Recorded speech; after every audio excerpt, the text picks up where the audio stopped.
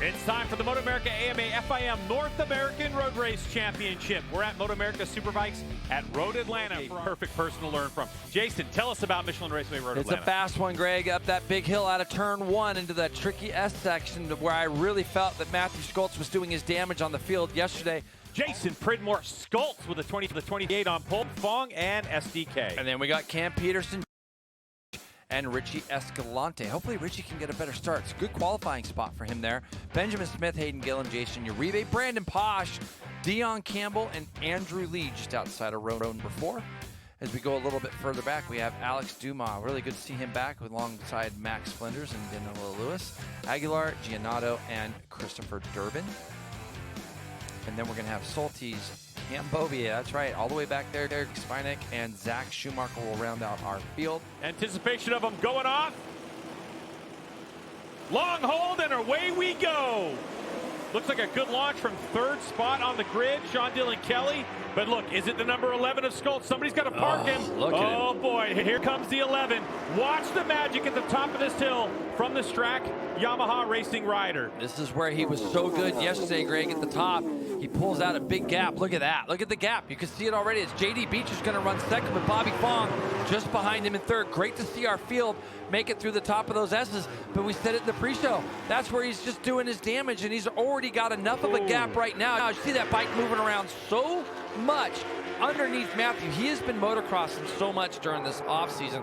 I've talked to team boss Peter Strack a little bit about that. I've seen videos. Matthew's not really active a lot on Instagram, but I've seen some great videos of him motocrossing a lot during the season. Now, can these guys get their heads down, get in this draft, and pull themselves back up to him? Yeah, Cameron Peterson back there in 5th place on the Wrench motorcycle machine. Didn't have the start he wanted. He was trying to get with his countryman, the number 11 of Schultz, and follow him. But now, this looks like much different than it did in the first 2 starts yesterday. Up underneath goes Fong, JD Beach. So the teammates on the Attack Performance Progressive Yamahas battling for position while Sean Dylan Kelly hangs there in 4th. And now Schultz down to the bottom of the hill. Watch him pull the trigger coming onto the front straightaway on that Yamaha. Little bit of wheel spin. Gets behind the bubble and off he goes. I'm looking to see just where Cameron Bobier is going to cross the line, Greg. As we watch that battle for third. So there comes Fong in the draft, out of the draft, down the back straightaway, through the kink, and now the braking duel into turn 10. Schultz has position on him, so Matthew moves across the front. He'll get that lead back. And Sean Dylan Kelly goes up the inside of JD Beach at the back end of the back straightaway as well. To get in the draft of that Yamaha, as you see Bobby Fong, he got a great run out of turn 7, Greg, and they're going to go side by side. This is totally helping Sean Dylan Kelly right now. It is, because it's punching a huge hole in the air. And look at the BMW close right back up on the back of these Yamahas. Now, once again, position for Schultz down into 10. His fast lap has been a 24.6 for Bobier. He did 25.1, but he's having to do it in traffic. Another lead change. Yeah, you're exactly right on Bobier. He came by and he's in this big group with Hayden Gillum, Benjamin Smith, Escalante, Uribe. So Matthew Schultz continues to hold Bobby off as he gets to the end of the braking zone down that back straight for this spot. This is the battle, like you say, for 7th place. And right now, Hayden Gillum's doing what he can to try to just start pulling away ever so slightly of that battle. For Uribe and Posh, great to see Brandon Posh back in our series. Good to see Jason Uribe. The pace at the front is so fast. The next rider in front of him is Cam Peterson at 7.1 seconds out. So I think that is definitely going to be doable for him to maybe catch up to 4th, 5th, maybe 4th as Bobby Fong takes another shot at getting by Schultz. Guys are racing awful close as they get down into turn 10.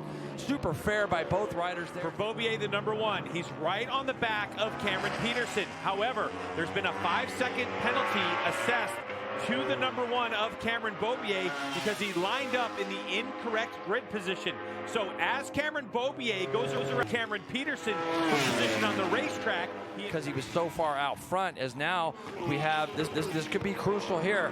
Both riders really want to get by this guy before they get to the bottom of the hill. It's going to stay out of the way, and that's going to be allowed to happen. So that back marker did a nice job just kind of moving out of the way there. I think it was Carl Soltis that got out of the way. Who continues to lead the way so far in this race. We've seen 8 lead changes. That was early on as we've settled into the mid part of the race, but now we're on the back end. If attacks are going to be made, it's these last 2.5 laps. Exactly. Somehow or another there, Sean Dylan Kelly lost a 1.5 seconds on that lap. This is where Skoltz is strong, under braking, down into turn 10. I almost feel like Bobby's going to have to do it somewhere. Earlier? Maybe. Much earlier? Matthews, like you say, to your point, he's really good under the brakes, so he's going to have to really draft past him before they get into a braking zone. Yeah. Don't get me wrong, Bobby is extremely strong on the brakes as well. Get that bike back into first gear there, and now they're going to go all the way through the gears, and this is really going to be the teller as Matthew looks down. I think he might be playing a little something here. That is always a nice little thing. Bobby might be telling Bobby, hey, does he have a problem? I think Matthew maybe wants to be in this seat. We'll see. So Bobby Fong takes the lead, our 9th lead change of the race. Matthew Skoltz had a look down on the back straightaway with acceleration. That is the gap. The white flag will await Bobby Fong as he comes down the hill. Now Matthew Skoltz, if he has anything in reserve, is going to have to pull it out right now. So here we go, onto the front straightaway, 1 lap to go. Matthew's whole body has changed to me. He definitely has a problem. So that is definitely not something I thought maybe he wanted to just see what Bobby had down the back straightaway. But Matthew, his aggression, his body position has completely changed for me. So he does appear to me to have a bit of a problem. So Bobby has just got to be clean, hit his marks all the way through this last lap as they head down to these S's for the final time. Bobby really clean all down through here. Frustrating for Matthew, but still, Greg, to get out of here with 45 points, first race of the year for the Strack Yamaha is going to be good. And for Bobby Fong, Greg, what must this feel like for him right now after the way last season finished, if he can bring this home? Yeah, for his team going from 0 to hero, reverse for Bobby Fong, if he can bring this one home and give a big win to the Attack Performance Progressive Yamaha team, all will be forgiven for yesterday. Down the back straightaway, all by himself. After 9 lead changes, Bobby Fong never gave up. He kept the pressure on Skoltz, but it looks like something out of Matthew Skoltz's control. Final time into turn number 10 goes the number 50. Nice and clean. Yeah, really good there. You can see he got in there and he was protecting that just a little bit tighter line. This is going to be really sweet for Bobby Fong and all that attack. Waiting to hear as well, Greg. Through the final corner, full gas for Bobby Fong. To the line, takes a checkered flag and his first win of 2026 in the LOCK Superbike class. And here comes SDK. So Skoltz able to bring it home in second place, losing about 2.5 seconds that lap than his normal time. Sean Dillon Kelly in third, JD Beach in fourth. Beaubier is gonna finish in 6th place. And now we're looking at this race, Jay. This is the battle right now for 12th between Dion Campbell and Andrew Lee. Andrew's up in the draft of Dion Campbell. Let's see if he can do anything with him when they get to the end of this back straightaway on the brakes. Dion does a good job kind of protecting that there. So for Dion Campbell, he had a problem yesterday, Greg, in the first race and got black flagged on the last lap. But look, Andrew trying to sneak up around the outside of him. Not close enough. He's going to switch it back over.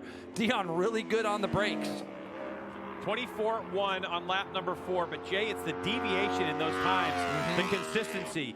From 24 run, you go mid part of the race, 24-4, 24-4, 24-4. Look at the last 2 laps, Greg. Yeah, 24. So the results for race 2 for the LOCK Superbike Championship have Bobby Fong with a 2.9 second margin of victory. Not the story of this race. You know, as we look at this is the Superbike Cup Championship, so Andrew Lee and Dion Campbell all tied up with Alex Dumas. Great to see Dumas back in action. He's in third, just ahead of Carl Sotis.